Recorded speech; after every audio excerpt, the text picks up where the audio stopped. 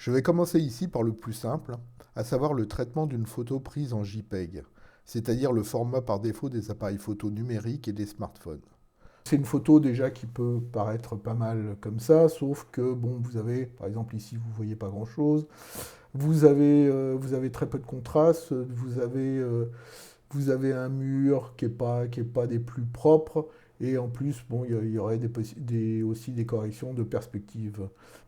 Donc la première chose à faire quand on ouvre une photo sur Lightroom, c'est de descendre pratiquement tout en bas, ici, voilà, et de faire les corrections de l'objectif.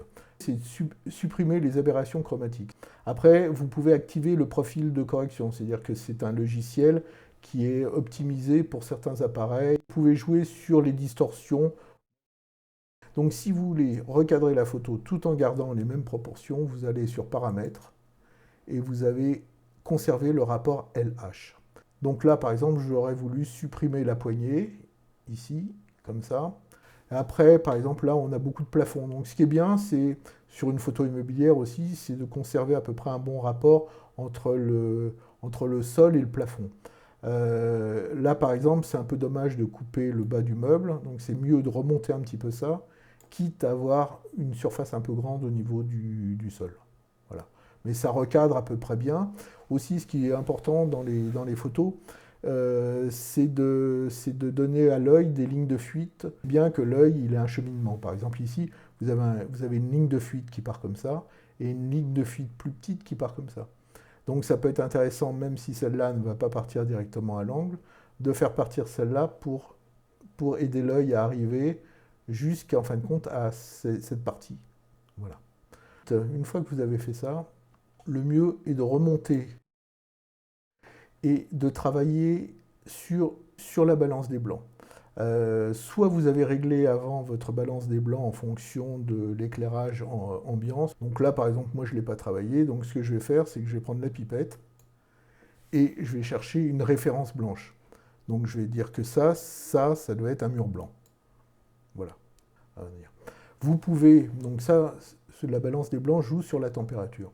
Plus vous allez sur une lumière bleue, plus c'est une lumière aussi qui est froide, qui est aussi une lumière matinale, et plus vous allez sur les lumières magenta, plus c'est des lumières chaudes, chaleureuses, et plus c'est des lumières un peu de coucher de soleil.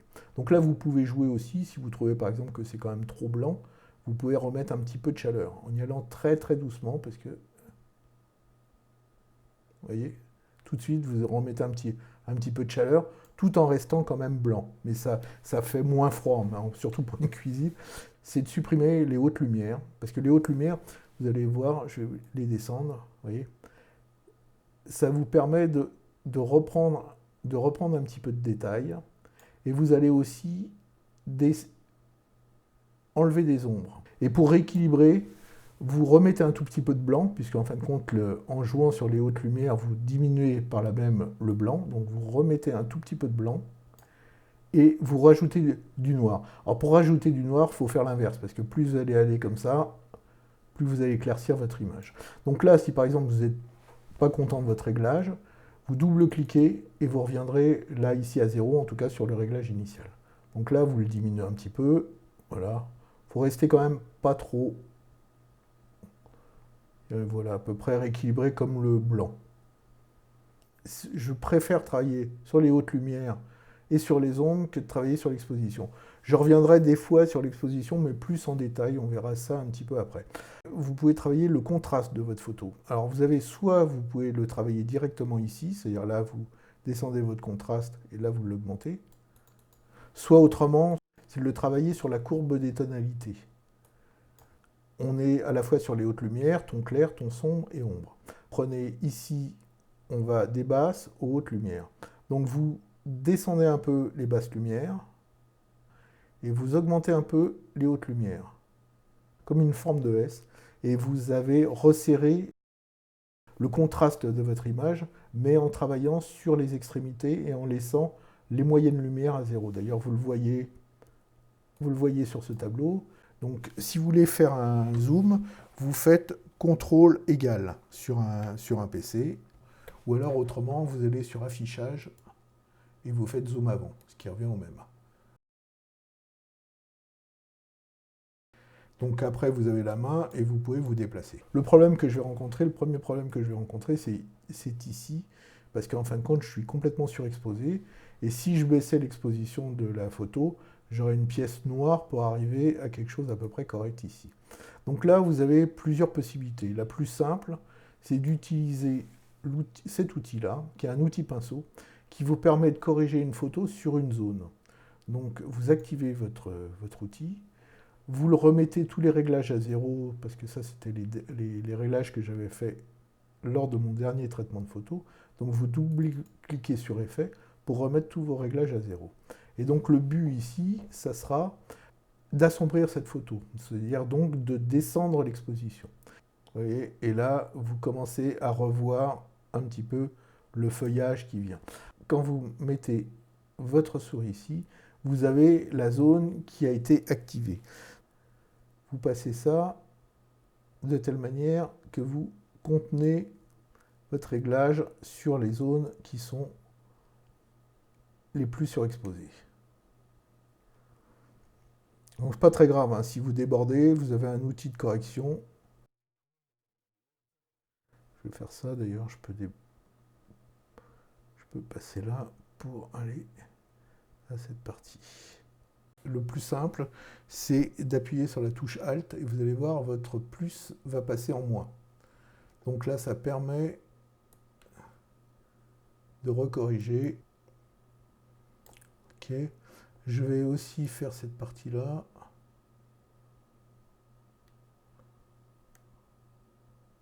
Et vous voyez, là, déjà, on a récupéré un petit peu de paysage. Alors, c'est peut-être beaucoup. Après, c'est à tâtonner pour voir jusqu'où vous pouvez aller. Vous voyez, c'est un peu plus réaliste comme ça. Voilà, plus comme ça. Vous pouvez aussi jouer sur la température. C'est ce qu'on avait vu tout à l'heure. Donc, tout à l'heure, on avait joué sur la température d'une façon globale. Là, je vais jouer sur la température d'une façon ciblée. C'est-à-dire que si je descends, je vais remettre du bleu. Il ne faut pas en mettre trop quand même, mais je vais remettre un petit peu de bleu pour récupérer un peu le ciel.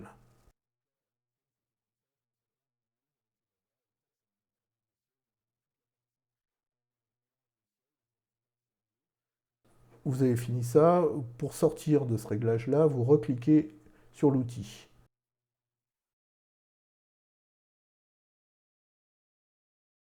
La partie blanche qu'on voit ici, c'est la rambarde. D'ailleurs, il faudrait que je la retravaille tout à l'heure pour qu'elle soit plus blanche, parce que si on agrandit, c'est quand même pas très joli.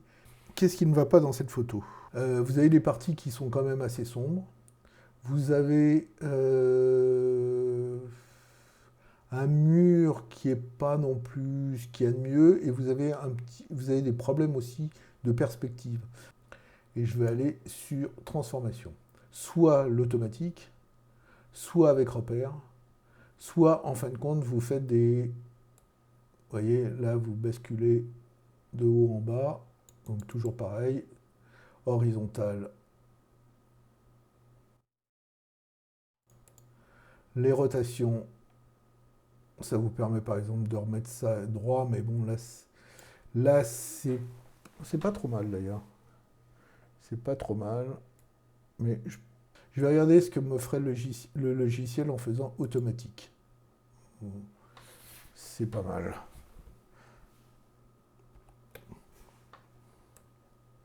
Regardez les perspectives.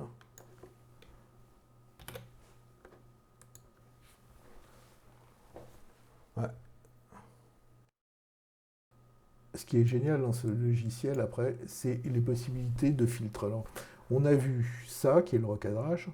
Ça, je vous le montrerai plutôt sur Photoshop. Vous avez le filtre gradué et le filtre radial. Donc, on va commencer par le filtre gradué.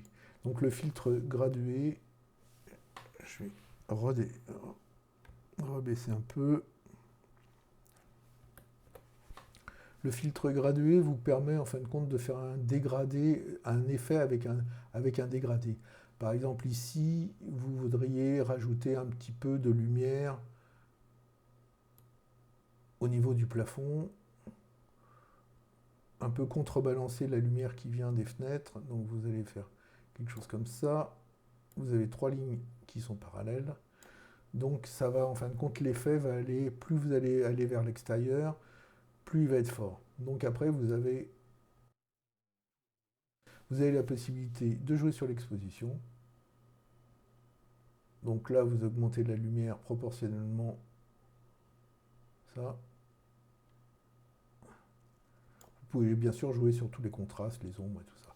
Là, on regarde au niveau de la lumière. Donc ça permet de remettre un peu de lumière dans cette partie qui était sombre. Donc ça permet de rééquilibrer un petit peu.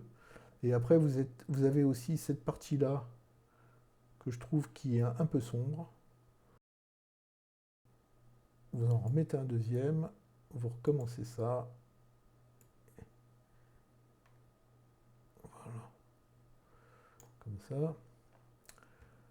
Donc, je rêve l'effet. Et je mets. Alors, là, je peux faire le contraire. Autrement, je peux. C'est pas la température.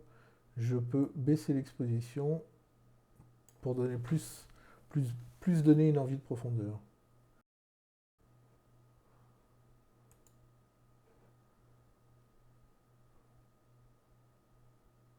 Après, ce qu'on peut faire aussi, c'est relever un petit peu ici au niveau du sol, qui est bien sombre. Donc on va partir de là.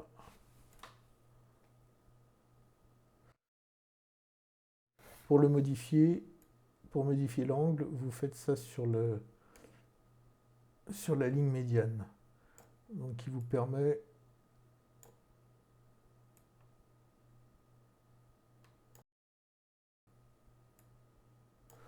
Là, et là, je vais rajouter aussi un peu d'exposition. Donc il faut quand même garder raison pour que les lumières paraissent naturelles. Mais là, ça vous redonne, par rapport à la photo avant, voilà la photo avant, voilà la photo maintenant. Vous voyez, vous aviez une photo qui était avec une dominante, comme il y avait pas mal de meubles verts, vous aviez une dominante qui était quand même très très verte au niveau des murs, au niveau de tout. Vous avez des parties qui étaient très très sombres. Toute cette partie-là qui n'offrait peu d'intérêt, parce que bon, ce qui est important dans cette cuisine, c'est de voir le mobilier, l'espace. Bon, là, vous avez conservé l'espace. Bon, c'est vrai que là, on voit qu'il y a une porte, mais bon, c'est quand même pas très joli.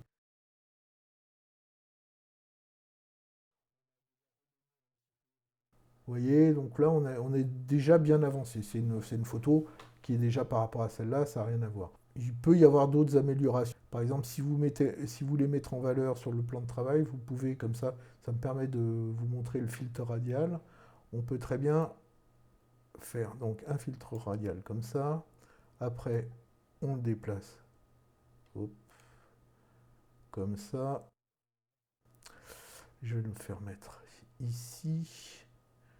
Le diminuer un petit peu comme ça.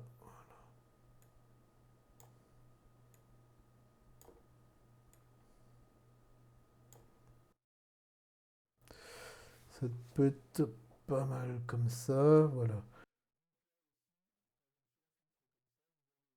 Là, je mets la lumière sur la zone sélectionnée. Si je voulais faire le contraire, c'est-à-dire assombrir cette zone-là par rapport à l'autre, je ferais inverser. Et dans ce cas-là, j'éclaire tout le reste, sauf le plan de travail. D'ailleurs, je vais l'élargir un tout petit peu.